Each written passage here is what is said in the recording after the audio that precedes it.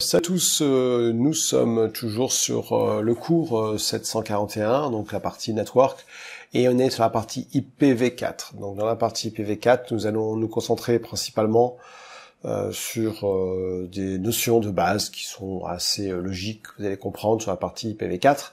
Donc on est au module 1 de cette série de vidéos qui en compte 10. Donc le programme sur le protocole IPv4, vous êtes d'abord le Super Ninja qui se trouve en bas à droite, vous avez vu ça, hein? Attention, ça sera la présentation du protocole IPv4, les subnets, les différents types d'adresses IP, comment configurer un IP, le routing, comment diagnostiquer un problème de communication et de sniff. Donc là on fera, je vous ferai 2 vidéos là-dessus. Donc une première vidéo, on va aller de la présentation aux différents types d'adresses IP. Et après, une seconde vidéo sur comment configurer jusqu'au sniff. Ok, super. Ok, super. Donc c'est parti. On va vous présenter un petit peu le protocole IPv4. Donc IPv4, c'est évidemment codé sur 32 bits, où le bit est évidemment l'unité la plus petite, donc la plus petite unité.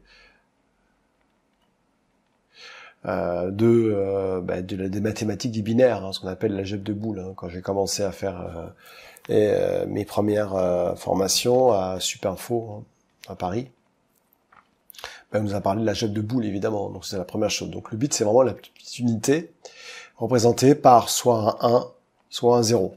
Donc ça, je pense que c'est simple. Pour que ce soit plus facile à lire, on va le transformer en décimale. Donc la notation décimale va diviser évidemment en 32 bits et en 4 groupements de 8 bits. Donc ici j'ai 32 bits et j'ai 4 groupements de 8 bits. Un premier groupement, 2, 3 et 4, vous voyez, tout simplement. Qui sont convertis eux-mêmes en décimales entre 0 et 255. Vous avez un point qui sépare tout ça. Bon, vous avez vu, vous apprenez des choses aujourd'hui, hein. Et chaque décimale, ici, donc ça, on appelle ça, donc oui, ce groupe de 8, on appelle ça un octet. Voilà. Donc par exemple, ici, 10, 10, 11, 0, 0, plus tous ces octets que vous voyez, ça correspond à 172, 16, 0, 10. Bon, par exemple, si je fais 10, 10, 11, 0, 0, ici, vous voyez, 10, 10, 11, 0, 0, ça correspond à 172. Vous pouvez toujours vous amuser à calculer. Hein. Donc, quand vous commencez à faire, à apprendre, vous apprenez vraiment cette chose-là. Donc, le but, c'est ensuite, donc, comme je vous ai dit, de pouvoir prendre ces zéros et en convertir en décimales. Donc, comme on le sait, comme vous le savez, en fait, compte 255, c'est simplement plusieurs valeurs qui s'additionnent. Donc, vous voyez, 128 plus 64, 32, 16, 8, 4, 2, 1. Et derrière, on arrive à 255. Donc, le but, c'est d'arriver à... Ensuite, dans une adresse IP, une fois qu'on est en décimale, on a une partie subnet ID et une partie host ID. La partie subnet ID ne change pas, par contre la partie host ID change. Vous avez plusieurs classes, hein, la classe A, B et C, qui sont les classes les plus connues. En classe C, j'ai 255 3 fois 0, classe B 255 255 0 0, et en classe A, 255 suivi de 3 0. Le network préfixe qu'on utilise beaucoup, par exemple, dans IPv6, en IPv4, on en parle également. Ici, /24, donc ça veut dire que les 24 premiers bits, c'est l'adresse du réseau. /16 veut dire que les 16 premiers bits, ici, par exemple, c'est l'adresse du réseau et le reste, c'est pour les postes de travail. Ce qui nous permet de conclure avec le A en /8. Ici, vous avez le nombre de hosts maxi, vous avez le nombre de hosts maximum que vous pouvez avoir, le nombre de networks. Donc, en classe C, vous pouvez avoir que 254 hosts, par contre 2 97 152 réseaux différents. En classe B, vous pouvez avoir jusqu'à 65 134 hosts et 16 384 networks différents. Et évidemment, en classe A, là, vous voyez que vous avez énormément de poste de travail, puisqu'on voit que là, vous en avez jusqu'à 2 millions, enfin, le poste de travail ici, 16 772 724, 214, pardon. Je lui mêle les pinceaux. Tout ceci est géré par une organisation mondiale qui s'appelle IANA, et IANA qui est elle-même liée évidemment à cette organisation, une organisation non profitable qui s'appelle l'INCAN. Donc l'INCAN c'est vraiment le plus haut, et IANA est un une filiale de l'INCAN. Ok. Donc les submets, je pense que c'est clair pour tout le monde. Hein, donc on peut savoir le type de submet qu'on peut avoir. Ce qui est intéressant, c'est de pouvoir calculer le meilleur submet, parce que il faut savoir que quand vous êtes, quand par exemple, on va revenir ici, je vais descendre un petit peu sur mes notes. Donc après on parlera du routeur évidemment. Mais pour finir sur la partie la calcul, vous aurez des questions de certifs, ou en tout cas ceux qui passent pas les certifs, pour vous, pour savoir. C'est que si on vous dit sur un réseau j'ai 600 ordinateurs, vous allez me dire oui mais bon, vu que j'ai 600, le classe C ça va pas parce que c'est 254 minimum. Donc je vais monter en classe B. 65 000 c'est beaucoup trop. Et vous savez que le best practice en réseau, pour une question de performance et de logique, c'est d'avoir un subnet à valeur de 600. Alors, pour ça, on utilise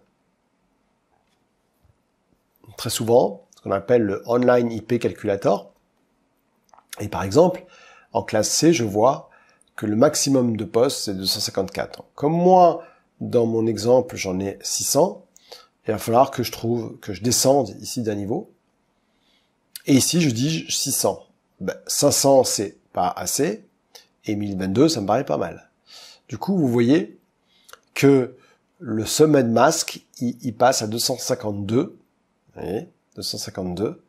Et je vois ici mes ranges, hein, donc de 172.16.01 à 172.16.3 254, mon subnet ID et mon broadcast adresse. Et je vois ici que j'ai mon mask bit, c'est 22. Donc selon le mask, vous vous souvenez que si je mets en 16, c'est beaucoup trop. Alors vous vous souvenez, ça sèche, donc plus je monte, moins j'ai de postes de travail possibles. Plus je descends vers le 30, évidemment. Enfin, plus je monte. Hein, voilà. Donc là, c'est trop. Le 22 me paraît pas mal.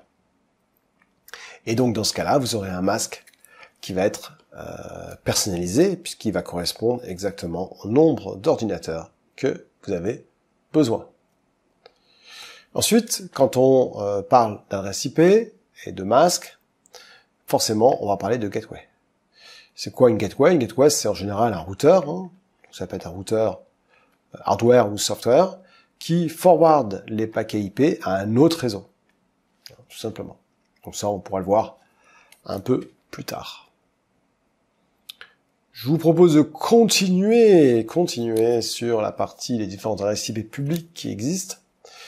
Donc il faut savoir que déjà, vous avez les adresses IP publiques. Une adresse IP publique, c'est une adresse IP qui doit être unique. Déjà, ça c'est important. Elle ne peut être qu'unique. Je vais un peu de couleur. Unique. Et elle est elle-même en fait de compte gérée par le IANA, qui s'adresse à pas tout faire évidemment, à un RIR. Le RIR, c'est un Regional Internet Registry, qui ensuite va signer les adresses à un provider. Et ces providers vous donnent un pool d'adresses qui vous permettent de vous connecter à Internet. L'adresse IP, c'est l'adresse IP qui commence soit par 172 ou 192. Celles-ci, elles sont évidemment, elles sont pas routables, en tout cas sur Internet. Elles sont utilisées qu'au sein d'un réseau. Donc ce qui se passe, c'est que, évidemment, du coup, si vous avez un poste qui est en 192.168.1.10, il ne peut pas aller sur Internet. Il ne peut pas aller là. Hein. Donc pour y aller, ici on met en place un routeur avec le protocole NAT. D'un autre côté, de l'autre côté public, on aura une seule adresse IP publique. Et puis du côté ici, vraiment de vos réseaux privés, vous aurez des adresses IP privées. La seule récipient publique qui est vue, c'est celle ici qui est assignée par votre ISP. Donc ça protège tous les postes de travail. Ensuite, vous avez un protocole APIPA. Alors APIPA, c'est un protocole dans le cas qui est attribué à un poste de travail ou un équipement si le DHCP n'est pas disponible. Dans ce cas-là, si le DHCP n'est pas disponible, vous avez une auto-assignation de sa récipient qui est en classe B, ici. Donc au maximum, ça vous le savez, le nombre d'ordinateurs. Le client va essayer toutes les 5 minutes de contacter le DHCP et au bout de 5 minutes, s'il n'y arrive pas, il reste avec cette adresse-là. Et si le DHCP est up à nouveau, eh bien, dans ce cas-là, effectivement, le poste de travail va récupérer auprès de DHCP une adresse valide qui se trouvera soit qui commence par 10, 172 ou 192. Voilà. Donc ça, c'est la première partie. Vous voyez, c'était relativement simple de notre cours. Je vais arrêter cette petite vidéo maintenant et puis on va continuer après pour parler de comment configurer un CP, le routing, comment diagnostiquer un problème de communication et le sniff. Ok, bon, écoutez, il est quoi, 6 heures. Il vient plutôt aller dîner à Malte. Je connais un petit restaurant très sympa où ils vendent du super poisson. Ah oui, parce que maintenant je profite de Malte pour aller manger dehors. Sauf que là, il doit faire quoi, 17, 18 degrés. Hein, on en profite, hein. Je vous parlerai un petit peu de Malte un peu plus tard, pour ceux que ça intéresse. Ça marche? Bon, allez. Je vous dis donc à tout à l'heure. Ciao tout le monde. Bye bye. Ciao. Et n'oubliez pas, Ninja! Ouh!